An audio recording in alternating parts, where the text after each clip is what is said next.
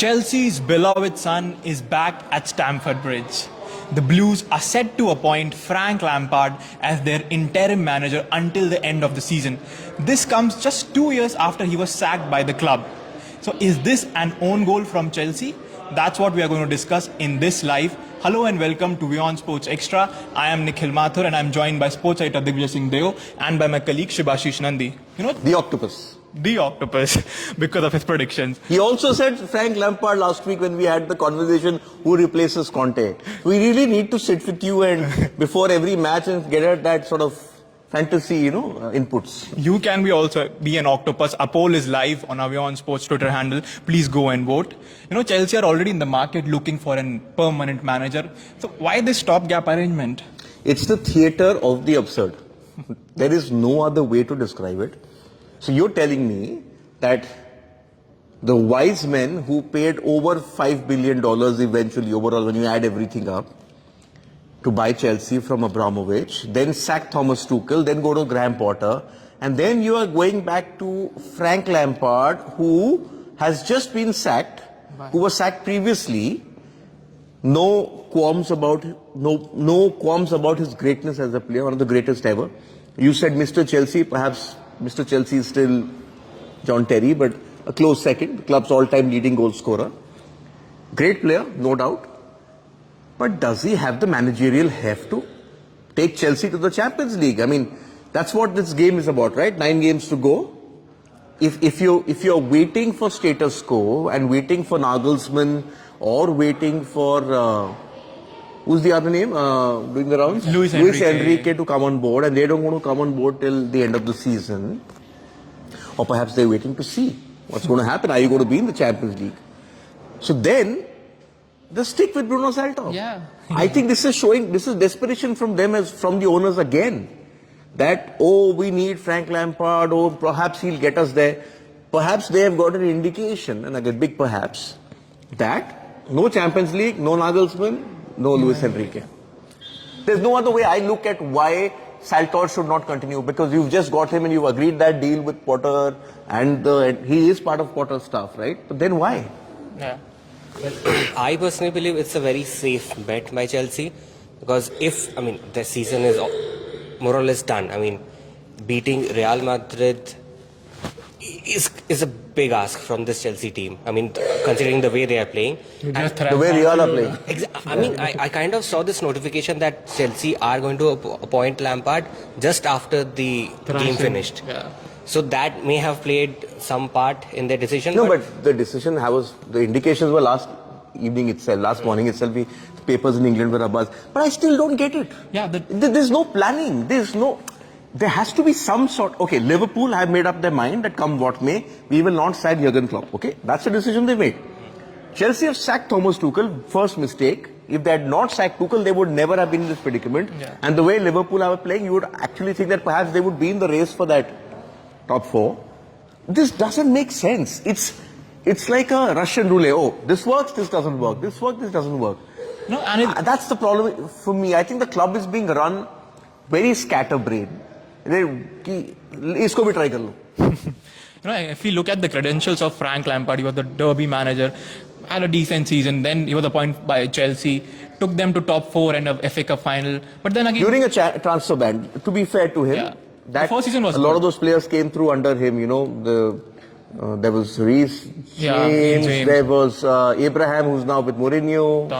All those young players. He gave him the first chance. But then he didn't have a great next season. Wasn't great. He was sacked. But can I tell you one thing? Can I tell you what was very important about his sacking? That when Frank Lampard was sacked, and sometimes we tend to ignore these statements when players are kicked out or managers are kicked out. It was the only time in the reign of Roman Abramovich that there was a quote from Abramovich in that departure release. That he also knew that, what Frank Lampard meant to the club. So I understand what you're saying, that it's a safe bet. But I am saying that when you are sort of trying to rebuild this club, why go back? It just doesn't make sense. That's my point. Probably Todd Boehly is looking like, say, 10 years ahead. Maybe he's preparing Frank Lampard for this. Of course. The feeling I get, I'm sort of trying to understand, I think what you said, I think the Real Madrid game, they realized after seeing the Liverpool game that perhaps Salto doesn't have the depth. Perhaps they're looking at somebody who wants to come in. And also, I think Lampard wants to come in to build his reputation because his teams played very well. The Chelsea teams which he had were good attacking teams. Everton was miserable to watch. He was never accepted by the fans. I think the fans don't accept Salto. And the fans will embrace Frank Lampard. And there will be less toxicity and perhaps the players can then sort of play without any pressure. I think that's the larger game. That's what I think. Or probably Todd Boehly was looking at Chelsea's Champions League record. Both the managers that won them the Champions League came midway. So, yeah. Wishful thinking. Yeah, wishful thinking. I'm just saying that. Because see, as things stand, Enrique is there. Yeah, he was in He's London. available. He's talking to them. Yeah. So is Nagelsmann. Are they making a mistake in sort of, should they not have followed the United template? That this is exactly what happened to United. Okay, Ranieri came in, sort of held the club's reign for a while and then the search happened. Ten Hag was decided in April last year, right? So should they have done that? Yeah, I mean, they should have, Start afresh. I mean, for Enrique to start afresh, he needs his players. The players, these two transfer windows, half of them were Tuchel, half of them were Potter. I mean, I don't know how many of them were actually Potter. Todd Boehly. It was Todd Boehly. No, everyone's saying this is transfer. What a fantasy. Yeah. I like this, get him in. Yeah. I like this, get him in. So, yeah, that may have played a part. And Enrique, what I read yesterday, that he had sent a presentation, his plans for the team, every player. So, maybe they realized that, yes, Enrique has a vision, but it's not going to... he can't work with that in this season. Maybe appoint him in the upcoming season and he'll get the entire transfer window. He'll have... No, but Nandi, that was always the point. Nobody wanted to come in right now. You have 8 matches remaining. So you already have an interim manager. You've struck a deal with Graham Potter to let his assistant be there. Yeah, backroom staff the same. Then why tell him after one match that you're out of your depth? Sorry, I'm going to get in Frank Lampard. It doesn't make sense. Yeah, it reflects poorly on the management skills of the club. Like you just announced Bruno Salter. Americans have been like that. I'm sorry, but they are like that. That's a generalizing statement. But I more than being American, I understand that win at all costs. But I just think they're completely out of depth. They don't know how to run this club. They have no idea. They should never have left Petr Cech and Marina Gravoskia, getting that wrong, her to leave because she was the person who was running that club. There was no continuity. Yeah. And that's what has sort of led Chelsea down.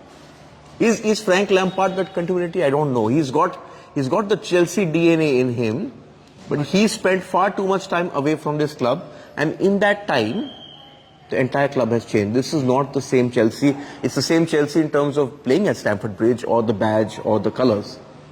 But the ownership is very different. Yeah, just like Tuchel had said that day, that in the past 12 months, everything has changed about the club. Yeah. So I think we have discussed who all are in the running for the manager. But you were saying Conte is in the reckoning as well. Yeah, there were reports as well. What's going on?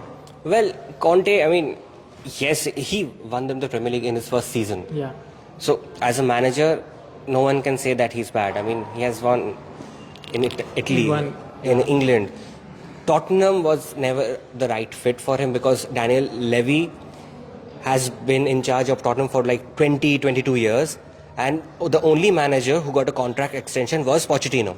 So, there has always been this case that Levy versus manager, and at the end of the manager leaves. Yeah.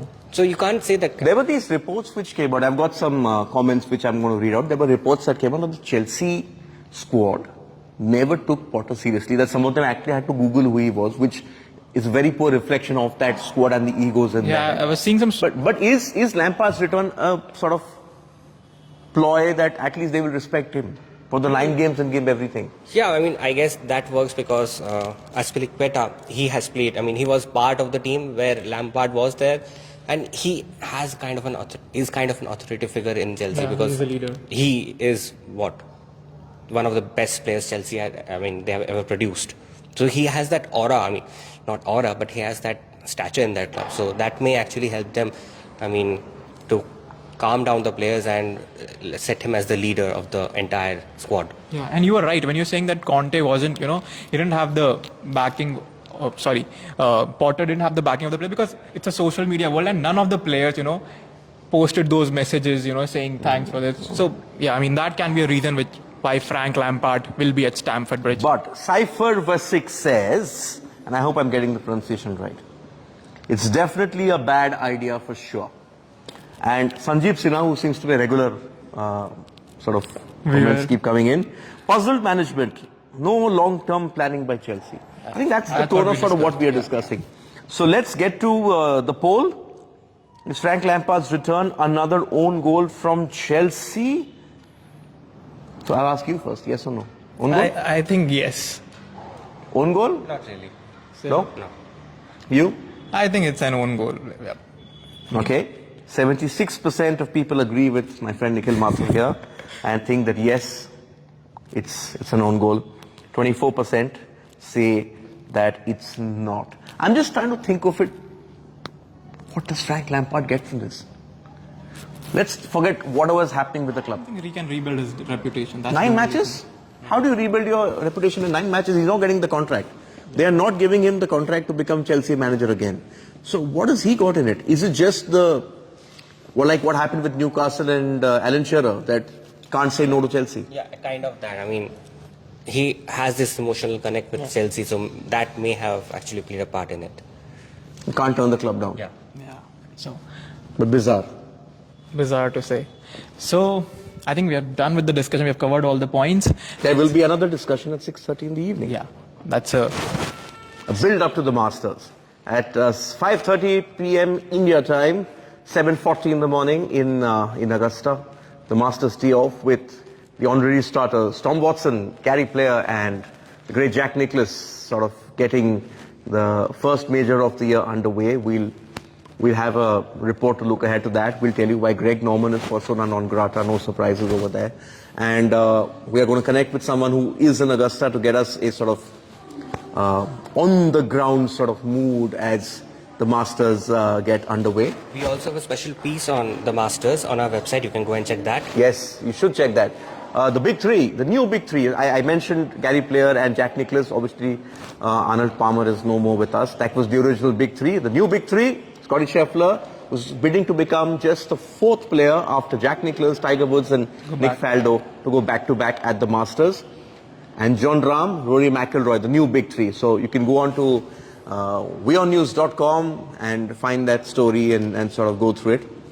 Anything else? Football, lots of football. Back-to-back hat-trick by Karim Benzema. And finally, Real Madrid have got one over Barcelona and thrashed them 4-0. At the Nou Camp. I guess he's the first player after Ferenc Puskás to score a hat-trick at Camp Nou. Ooh. Yeah. So that Not even Ronaldo. Does that explain why you've got a hairstyle like him? Maybe.